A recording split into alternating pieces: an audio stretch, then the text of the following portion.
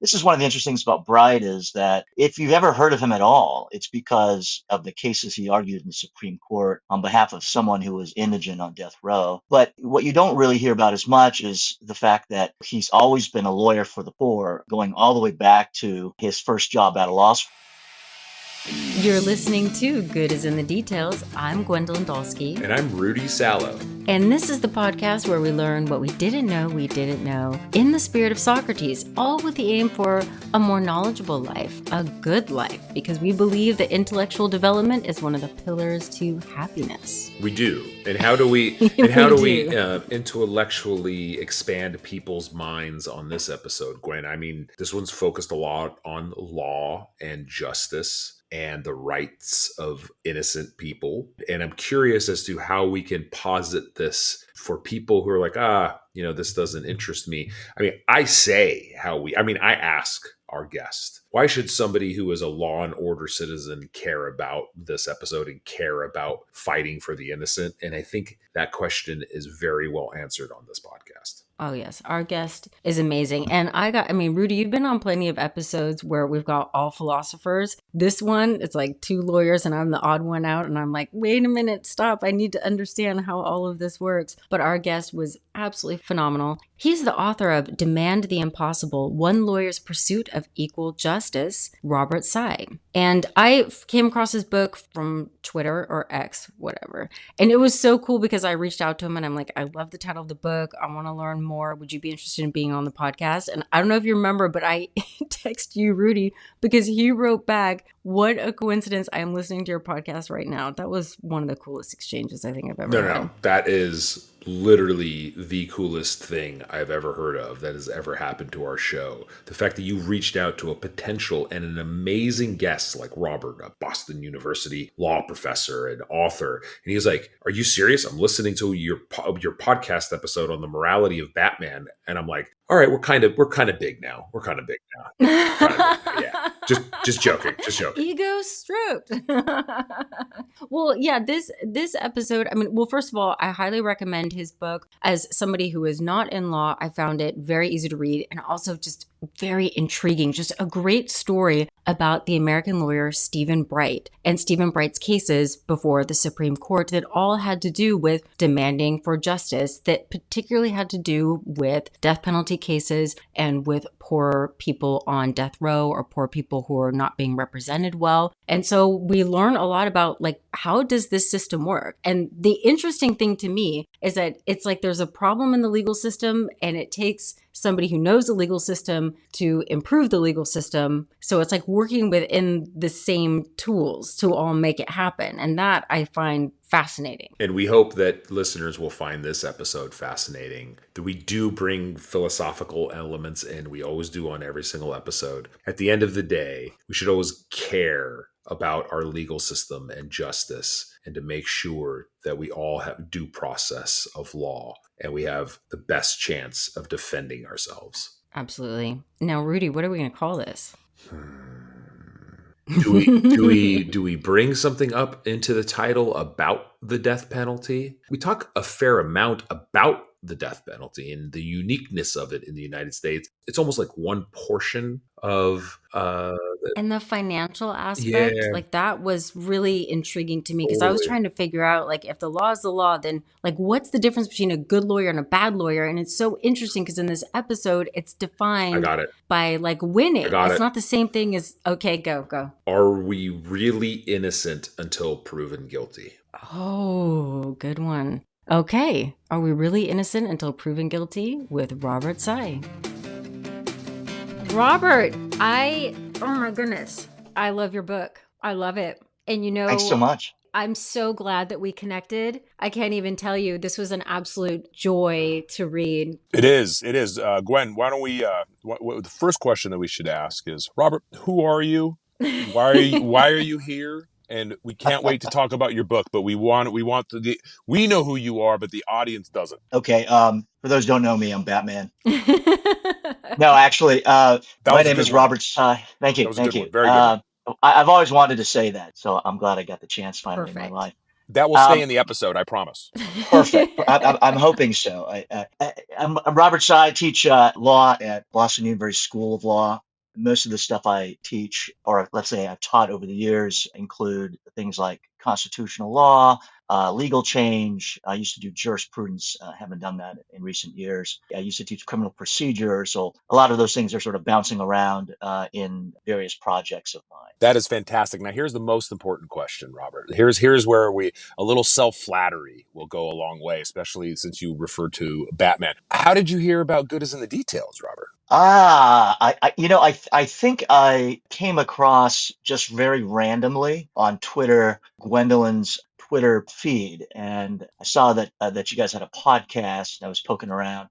And one of the episodes I listened to was the one where you had the interview with the scholar who, I guess, had written about Batman. That was one of the ones that sort of pulled me in, and I really enjoyed the kind of banter that you guys have. You sort of let the conversation go where it's going to go. It's light, it's heavy, it's serious, it's a little fun. That's really sort of what's attracted me to your podcast. That's Oh, awesome, thank you. and we love that. And I know Gwen wanted to just dive right into your book and get into all the the great details there, but I like to interject in order to set myself up for disaster and banter. So Gwen, Perfect. now we could talk about this phenomenal book, The Man, the Impossible. Oh my goodness. Okay. So I want to, because I want to ask questions, but I want to make sure that our audience has an overview. This is talking about the lawyer. It's Stephen Bright, right? Or Steve Bright? Yep, he goes by either. Because I was, in reading your book, it says Bright, Bright, Bright. And I thought, oh my goodness, I need to remember the first name.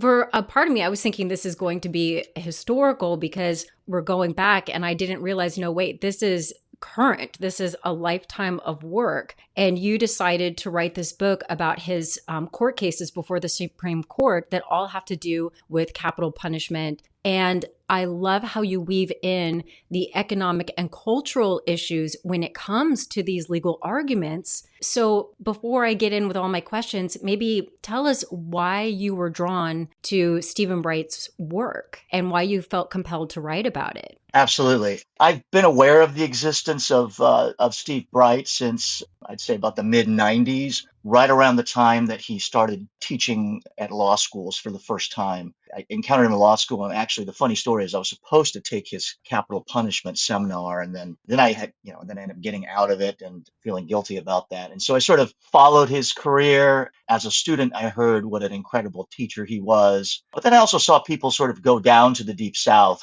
where he'd been running this organization since the early 80s. The Southern Center for Human Rights is the current name, but it was once called the Southern Prisoners Defense Committee when he first went down there. And so, I sort of paid attention to his work. He, of course, represented poor people on death row. The organization also did, over all these years, and continues to work to change conditions inside jails and prisons. Of course, they've also expanded their footprint in more recent years to do more front-end lobbying to sort of reduce the mass incarceration policies that have brought so many of their clients into the criminal justice system. So, I sort of knew about Steve Bright, was aware of him, but I really did not know kind of the full range of his, shall we say, adventures from when he was a young man in college, growing up in Kentucky, through this period where I had some contact with him, and then, of course, lost contact. But, I've always wanted to kind of pay more attention to what he'd been up to. And I guess the thing that really made me think that there could be a book here was the tremendous success of Bryan Stevenson's book and movie, Just Mercy. And then for that,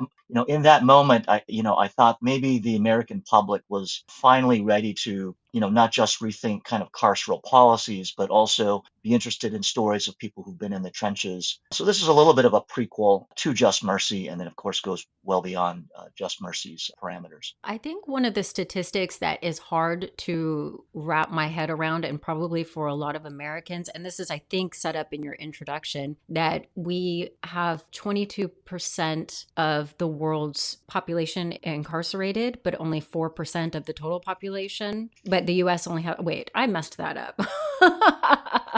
What is it that we have so many people incarcerated? We have the 22% of all people in the world. Wait, how am I messing this up? Robert, help me out. Yeah, that's right. That's right. No, you're right. It's only 4% of the population. And I think that one of the disconnects in American culture is that we have a tendency to not do a comparison and look around the world. So we might think of the law just so black and white of, well, this person's in prison or they're going to get the death penalty because that's what the law says. not really stepping back and seeing that there are all of these other things involved. And maybe there's a part of us that's afraid to, because we want to distance ourselves with any kind of ambiguity and just say, well, that's what the law says, forgetting that the law is a reflection of our values in the first place. The laws are created by us. I think that's right. I suppose I would say that, if I'm asked to define myself, I'd say that I'm mostly a pragmatist, and I also think about constitutionalism is a very broad kind of a dynamic. My pragmatist sensibility, although I try not to be heavy-handed about this, runs through the book, and one of the ways it shows up is in what you've just identified. I really want to remind readers that the United States has indeed become the world's leader in putting people behind bars, but also that this is a fairly recent phenomenon, right? Until the beginning of the war on crime decades, we really only had about 200,000 people behind bars. And then suddenly, largely because of perceptions of disorder, I think, and changes to the media and politics and so forth, we just ramp way up. And we've kind of stayed in that place without really completely successfully decarcerating. The other part of the story I want to make sure that people know about, since there's been so much attention to other things, is that from the very beginning, the death penalty was used as what I call the tip of the spear of war on crime politics to do a whole bunch of things, make people afraid, indifferent also to the changes, including the kind of suffering you're describing, all these people who are, behind bars or on death row, and sometimes with very, very short trials and also terrible lawyers. That is one of my questions that I think I'm trying to understand as the non-lawyer on this podcast. The role of money when it comes to these trials that Bright was arguing about. I think there was one quote, he said that people are being processed instead of this being a justice. So as somebody who's not in law, what is the role of money? Because if you have, let's say, a lawyer and you don't have much money, but isn't the law the law? Like, what is it that money does for a capital punishment type case? Yeah, and this is a problem that is felt the most acutely in these death cases. And so I'm glad that the message came through here where the stakes are so high that someone's, life hangs in the balance. But this is really a problem that runs throughout the criminal justice system. The role of money being something that kind of undermines our egalitarian values. So you've got a lot of these cases,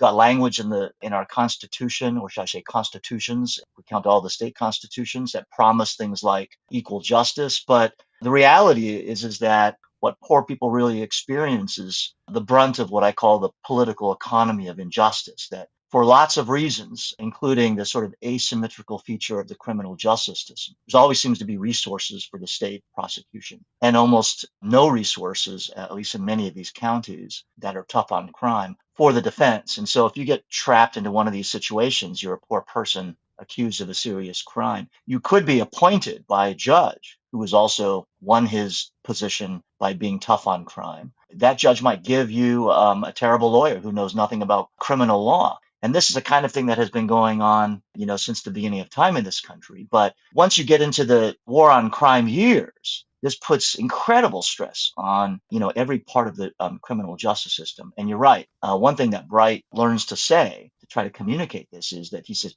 human beings are essentially being processed like fast food through the system, especially the poor. Is one way to think about this, Robert, just really quick. I'm just trying to think of all of our audience members, and I'm not saying anyone in our audience would actually say this or think this, but what if there was that person in the audience that says, what do I care? I don't commit crime. This doesn't affect me. This doesn't affect my family. This has no impact on me. The argument right back to them are these economic consequences that Gwen is trying to refer to, correct? Yeah, I think there's the economic consequences. That's part of it. There's also the human toll. The economic consequences look something like this. Let's say you're just a poor person, and you don't have to be accused of a death-eligible crime. It could be that you're accused of something like loitering or drinking while driving or something like this. If you're poor, you can't afford your own lawyer, then the court is, in theory, supposed to appoint one for you. Let's say you can't afford bail. Then what's going to happen is you're going to sit in jail for a long time. And sometimes in these cases, you may not even meet a lawyer for months. One of the people I read about, this is a non-capital case, but something that the Southern Center for Human Rights got involved in. This guy named Samuel Moore in Georgia, where he gets picked up on loitering charges, and then the people forget about him in the system for the next, I don't know, like 13 months or something. And he finally writes the judge and says, I got picked up for loitering. I can't afford a lawyer. I can't afford bail. What's going on in my case? And then someone finally realizes he's sort of, they've lost him, and they dismiss the charges. Of course, nobody tells him, so he's like sitting in jail. Oh my God. This is pre-trial detention, so he's not been adjudicated of being guilty of any offense. So there's the economic cost there. He's clearly lost his job if he's got a job. He can't work. He can't make payments on anything. His families don't know. They don't know where he is. So there's both the economic cost, the human costs. Then when someone finally realizes there's something wrong, you might have lawsuits. And this is going to compound the economic costs and also the reputational damage to the elected officials who allow these kinds of things to happen over and over. You asked, can't we kind of just ignore this stuff? I mean, does it really affect me? And I think that one of the things with the war on crime years, that we've expanded the kinds of things we call crimes. We've expanded policing, that I think more and more people, if you yourself have not had a serious encounter with the criminal justice system, you probably have a family member or a coworker or someone else, a neighbor who has. And so I do think that there is finally increased awareness of just how big the problems are. Mm-hmm. I think it's kind of a message of thank your lucky stars that you have no experience with this, but the even accidental occurrence of tripping this up could literally send you into a noir nightmare that you couldn't even fathom. So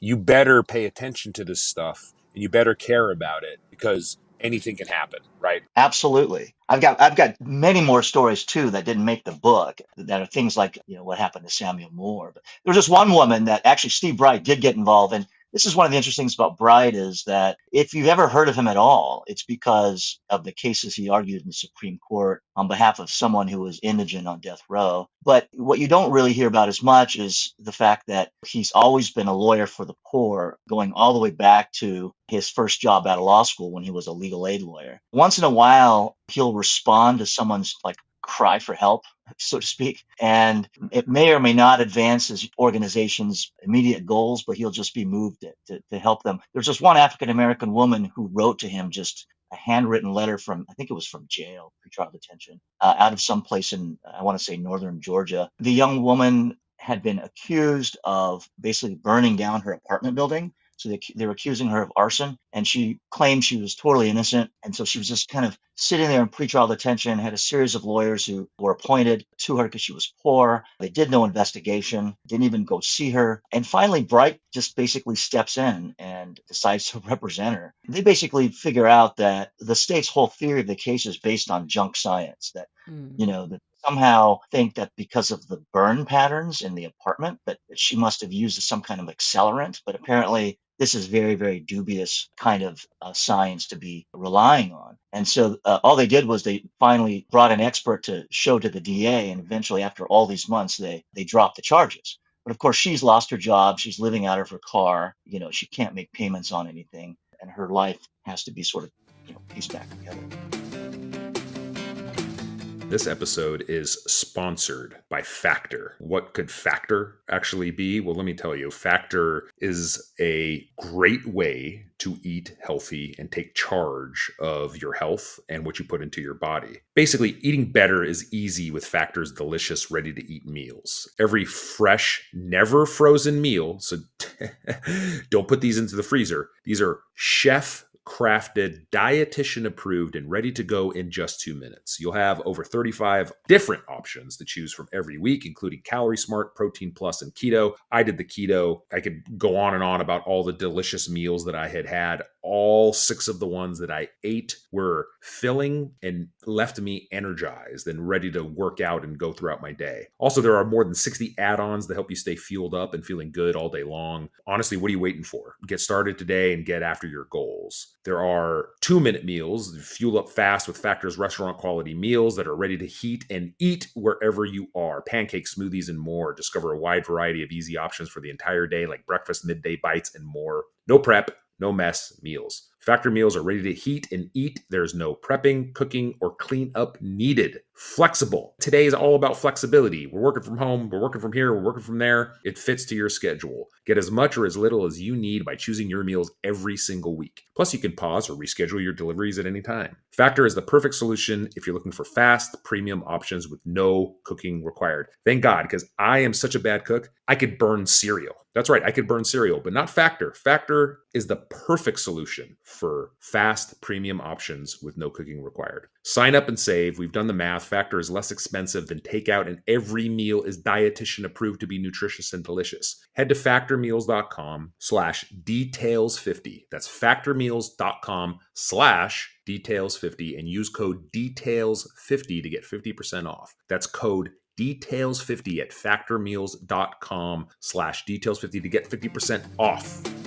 Yeah, so I think that's kind of what I was thinking about. Like, I'm doing a hypothetical in my mind that I'm innocent, but I am arrested for murder. I didn't do it, and I have $0. So how does having $0 impact the case? And does that mean that I can't afford for somebody investigating things like this? Like, where does the money go when it comes to a defense that is essential to whether or not you have a good trial? That's right. So one of the first illusions that we have to dispense with is the image that we get on TV that every place has a public defender office. Turns out that public defenders only exist in major metropolitan areas mostly. And even then, in certain places like Atlanta, they've got serious funding issues and too many cases for each defender and so forth. But so if you are charged with a crime, though, in a place without a public defender, then everything is basically running through what we might call a judge's sort of fiefdom. You've got to have the judge is going to basically appoint you a lawyer from someone from a local bar, let's say. That person may or may not have any experience in criminal law.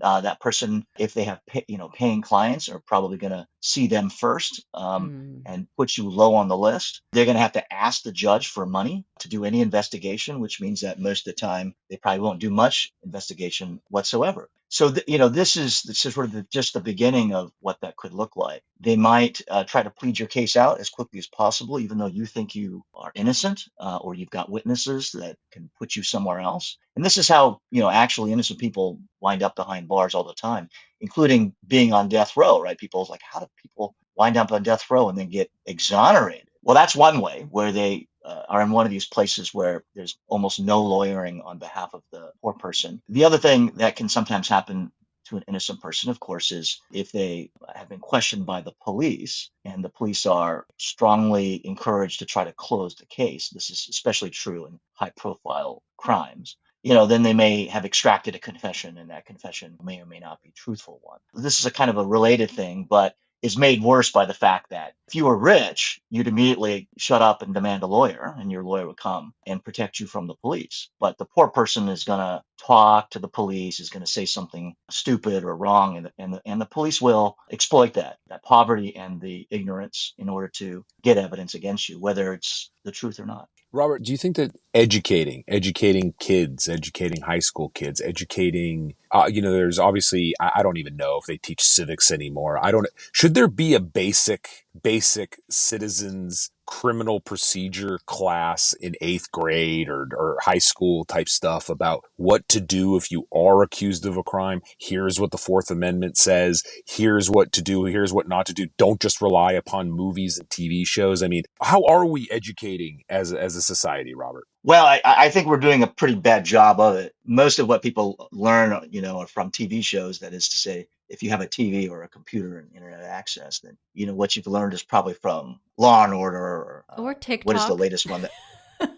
TikTok. There you go. On your phone. So I'm so angry. I'm so angry about how right she is. It turns out the world is learning, getting everything from TikTok. But let's not digress. Gwen. Dancing and justice. No. Hey, I'm trying to stay calm today. Well, Gwendolyn might be onto something. Maybe what we really need is a kind of series of accurate TikToks. Robert, what's your TikTok handle? One's right. What's your TikTok handle, Robert? Seriously. I don't even think I have one. I need to start today. One. But I'm afraid of yet another, social media platform that's going to take attention from my other stuff. But you guys are probably onto something that what already exists in some places. It's nowhere near at the level of being widespread. But where I used to teach law school in Washington D.C., American University, there were some of my colleagues were involved in some a program where they would send some law students in and basically give a little bit of Fourth Amendment instruction. And I don't know how much beyond that they would get, but you get a little bit of that, right? What happens if you encounter a police officer? Don't run, this kind of a thing. Be careful what you say. Ask for a lawyer. All this kind of stuff. Yeah, and Gwen, here's where you wax eloquently about some kind of ancient philosophical teaching about knowledge and society. Which philosopher said in order to live in a just society, you actually have to provide them education? Is that philosopher Rudius Salois, or is that somebody actually intelligent? Sounds like it. Akin to your John Stuart Mill adjacent.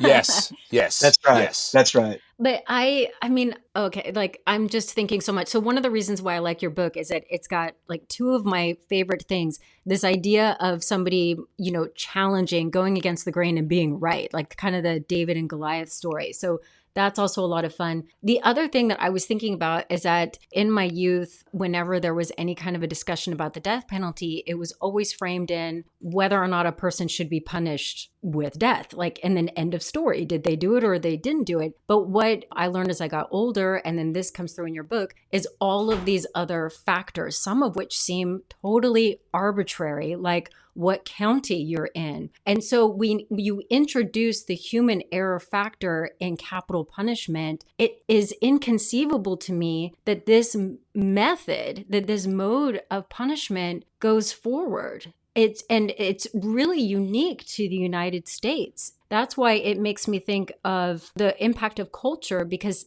I lived in Canada for a couple of years, and I can remember my Canadian friends were all the same age, that they were 100% against the death penalty. They thought it was so barbaric, but it wasn't really a conversation because it didn't exist there. Whereas in the United States, it is a conversation. And then I learned that in Canada, I think it was 1977, the year that my friends and I were born, that it became outlawed in Canada. It was removed. So they were born into a system where it didn't exist, and that impacted the way that they thought about it. The fact that it still exists means in the United States that impacts the way we think about it. So there's this interesting back and forth between how the laws that we're born into, shape the way that we view the world. And then it gets to be more difficult to challenge them because we can't see another way because we're born into that law. I think that all of those are just fantastic Thank you. points.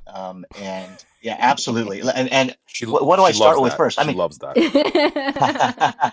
I mean, really, it feels like you've read the book and thought hard about it, and there's nothing more satisfying to an author. But let me take up your last thought first, and then let's see where that goes. But I'm completely with you that there's an aspect to American, let's call American political culture, American civic culture, some of which is really great. The kind of constant desire to reinvent oneself as an individual, and then to think that the community can be, at some point better than it has been. Those are all great features of our political culture.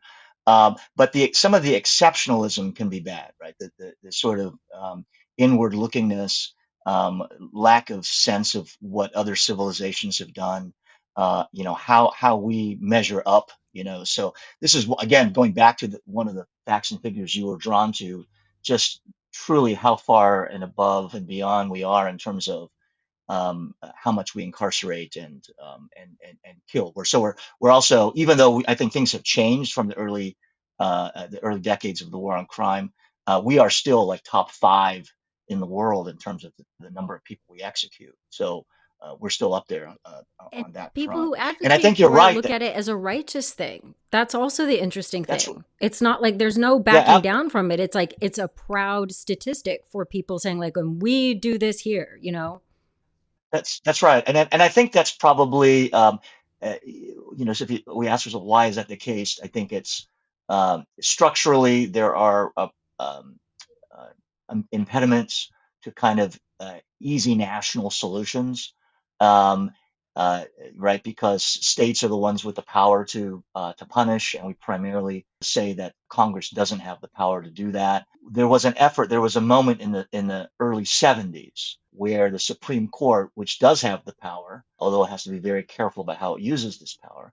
to create kind of national constitutional law, right, binding for everybody, where the justices thought that they had reached a kind of abolitionist moment, and they struck down all of these death penalty statutes, in this case called Furman versus Georgia. But lo and behold, it's not really what a lot of people wanted. And so they reenacted all these statutes. And I think that that showed a kind of weakness in our system, as well as in our culture. We're not clearly ready for a kind of abolitionist answer as a whole.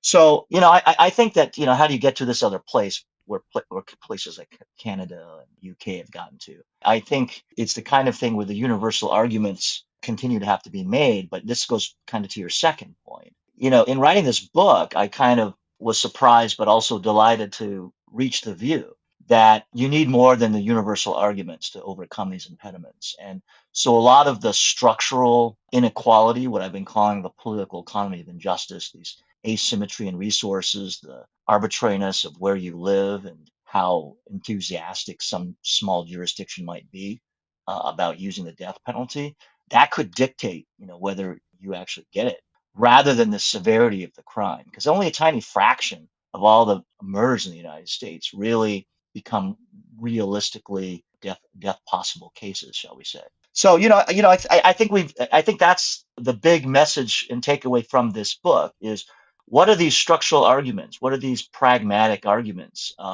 that people like Brian Stevenson and Steve Bride and Ruth Friedman, these other people who were in the Deep South doing these cases, making to showcase all of these flaws? And I do think that these arguments have had an impact, because in places like Virginia and California and Washington State, you either have outright abolition, or you're close to it in some ways. Maybe you haven't emptied out death row, and it's these arguments that have carried those places over. Wouldn't the fact that you're referring a lot to the Deep South where these cases are happening, wouldn't the fact that there's more capital punishment in some areas than others show or demonstrate that it's a cultural issue and not really an issue about justice? Yeah, I do think that bothers some people, and so it has been important to show just that geographic disparity. And it's not even state by state; it's also within Hmm. states. And so, even in Texas, you've got this one place, Harris County, that has basically put more people on death row than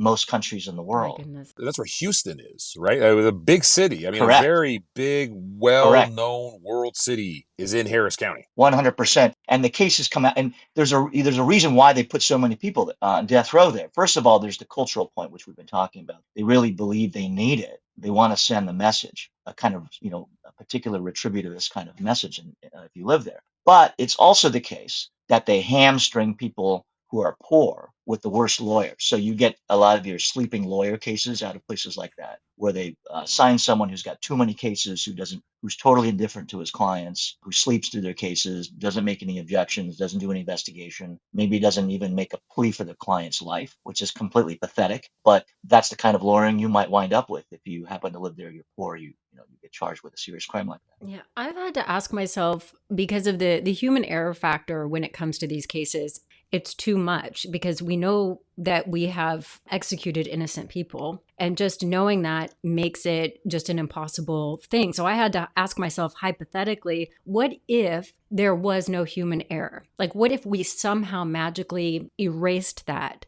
Would I still be for the death penalty? And that is still hard because in my gut, I'm like, there still just seems to be something inherently wrong for me about a person just being executed as opposed to a life sentence. But even when it comes to, let's say it can take like 20 years, when it takes a really long time before an execution date, then the other conundrum for me is this existential question. The person you are executing is not the same person who committed the crime, because there's like 20 years in between. And so that seems strange to me. Like there just seems to be so many conundrums in executing somebody, and that you're not executing the same person who committed the crime, because we're all different 20 years, and then also the human error factor. But I think something else that I'd love for you to explain to our audience is the the issue with jury selection, one of Bright's cases, how could you explain how significant it is when it comes to jury selection for these trials? That it's not just a matter of did somebody do it or didn't do it, but that's also a factor in determining if somebody gets capital punishment. Sure, absolutely. In terms of the jury selection problems that a number of his cases uncovered, and then I think, over the years, he and his staff got really good at looking for these problems and showcasing um, what this means. I say there's a kind of democracy problem as well as an equality problem. There's also probably a fairness problem here. And what we're really talking about is kind of systematic efforts in these counties or even the state as a whole that are particularly death penalty enthusiastic. um, there's a tendency to cut corners, and one of the ways we see that, and I discuss in the book, is you've got these prosecutors who are super gung ho. One of the guys who shows up repeatedly in the book is a guy named Joe Briley out of Georgia. He brags about putting more people on death row than anybody in the state. I think it was about 40 people he personally put on death row. In his cases, what's revealed is one of the things he does, and this is a huge structural problem, is he apparently instructed the local jury commissioners, who basically are the people nobody's ever heard of, but are in charge of coming up with master jury lists, which they use to decide who to call in for jury service. And what he's done is he's instructed them how to systematically underrepresent women and Black people on juries, but also without being caught. So, you let some people on, but you don't let so many on that a prosecutor in a criminal trial couldn't eliminate the rest of the Black people who served, for example, if they didn't want them there. And this was true in Joe Briley's cases, is that one of the things the Southern Center was able to show, it took them quite a while to actually document this, was that in his death penalty cases, particularly when there was a Black person on trial, and especially if they were accused of killing a white person, then he didn't want any Black people to serve on those juries. And he used virtually all of his peremptory strikes, for which no reasons have to be given unless there's an objection, to eliminate Black people from the process. So that's why I say there's both a democracy aspect to it, because how can we say that person has truly gotten a trial in front of a jury of their peers if that's what's going on? But you've got all these other fairness and equality concerns as well. So that's one thing that we identified, found, and I try to get readers to think about this aspect of the criminal justice system. What is something that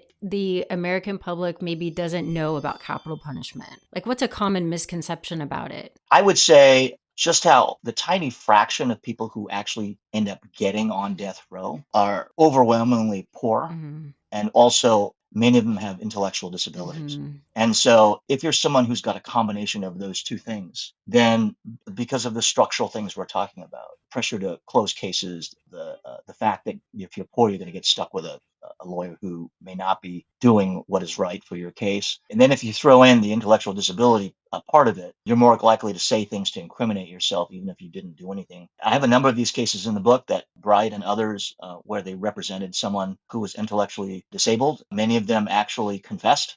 But then when you probe a little further, like, there was no way they probably did it. And so one of the people that ends up being an exoneration case, not represented directly by Bright, but represented by someone else, kind of his successor in the organization, is a pure exoneration case, someone in death row, and it really doesn't look like the person did it. They finally found evidence from the crime scene that they've been looking for to DNA test it. They finally did, and his DNA is nowhere on it. And yet you have a confession. There's evidence of some intellectual disability, which would help us, understand why he would have said something incriminating. So these are the kinds of things I think most people don't really think about on a day-to-day basis, especially if you're thinking about the death penalty kind of in the abstract. Yeah, it's something that got me when it came in reading your book about one of the conundrums with the intellectual capacity, or if there's some sort of a problem there, that getting the diagnosis, like, after being charged, is like, no, wait, you have to come in already diagnosed. But the thing is, if you're poor, chances are you haven't been diagnosed. Like, that's already a privilege to be diagnosed with that before ever being charged and going to court for it to count. So I don't know. What does does it vary from state to state, or is there some sort of a federal standard of what one's intellectual capacity must be in order for capital punishment to be on the table? There isn't a federal standard.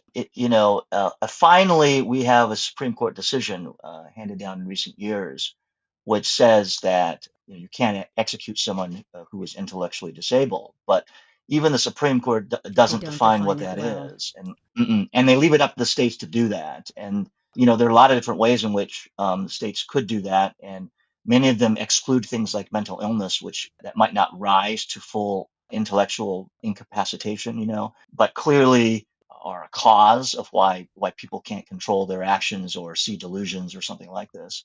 You're right. It's a kind of cruel problem, which is why I begin the book with this and I end the book with this, where I have at the very beginning of the book Steve Bright arguing his fourth case before the Supreme Court of the United States. He's won his first three, but this one's much harder because it involves a person who's intellectually disabled, and they found brain damage, but his lawyers don't really know the extent of it, how to translate that for a judge or a jury, and then the judge won't give them the expertise that might help them be able to do that. So I think it's a complicated problem, but it's also one that is we're going to continue to struggle with until we get it right. What do you think of advocates for the death penalty when they say, well, what if that was your family member that was killed? Like, how do you respond to something like that? Yeah, I feel like I would have a better answer than Michael Dukakis gave to George Bush, and I think the answer has to be first, of course, the personal desire for retribution, or even retribution that's proportionate, is natural. It's legitimate. But there's more than just whether someone did the offense, and there's more to it than just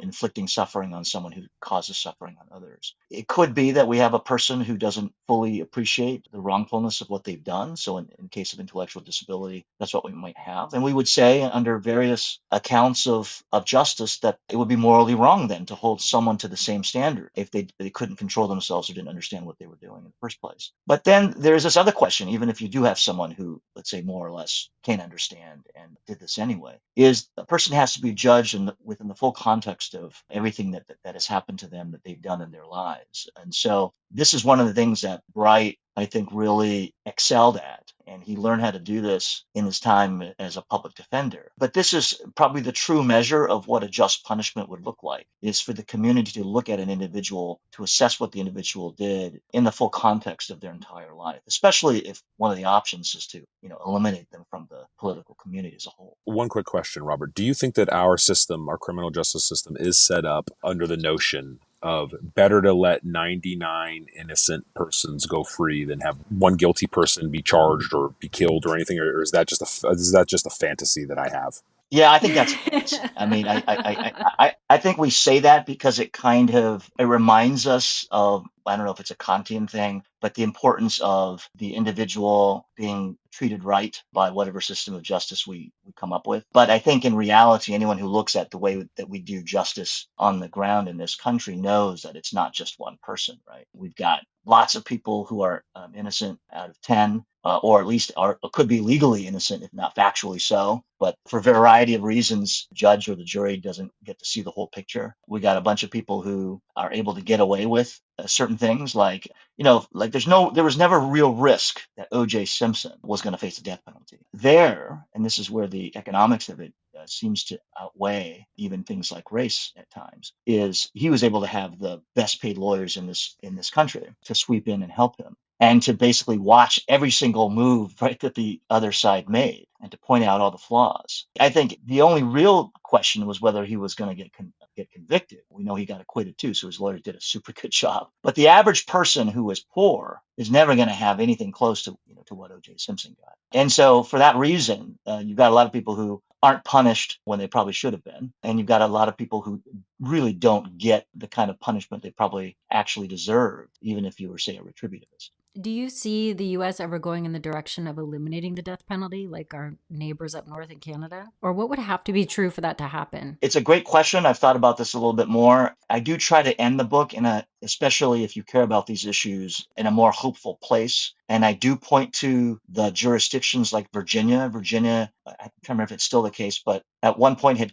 killed more Americans than any other state, and certainly was the first to execute a person. They just abolished their death penalty, and they also emptied out death row. I think so you asked, like, what would it take to get to abolition of the death penalty for those who are hoping for that. I think that you're probably not going to see the Supreme Court be able to abolish it judicially, given the experience that we've had over the years. A lot would have to change. You'd have to have a single party like the Democratic Party actually put that on the front burner and then appoint justices who would be willing to do that. I have a hard time seeing that happening anytime soon. I'm much more optimistic about most states getting to a point where these arguments about unequal justice get people to say, it's no longer worth it, either the cost or the heartache of seeing people wind up on death row who probably shouldn't. Yeah.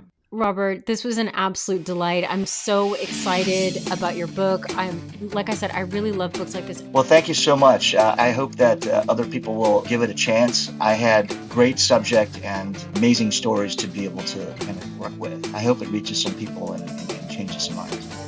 Good is in the Details is produced by Dr. Gwendolyn Dolske and Rudy Salo. Remember, you can check out our Patreon, patreon.com/goodisinthedetails to get extra content and support the pod. Get a shout out from us. We're also taking sponsors, so send us an email, goodisinthedetailspod@gmail.com. We're taking sponsors for June and July. Can't wait to hear from you. And we'd also like to thank our sponsor for this episode, Factor Meals. Remember to check out the link in the show notes for your 50% off. And also our sponsor, AvonMoreInc.com. It's that bridge business you've been hearing me talk about, a small business that started in the 90s and ended up to being a global sensation amongst the bridge community. If you have friends who play bridge, your family, or if you play bridge, you gotta check out AvonMoreInc.com. They have everything for your next bridge party. Smart playing cards, which are also great for kids, coasters, tallies. You're gonna love it. AvonMoreInc.com, and let them know that Good is in the Details sent you. You can check us out on Instagram, Good is in the Details Pod, and on Facebook. Okay, until next time, bye. There we go. Nice job.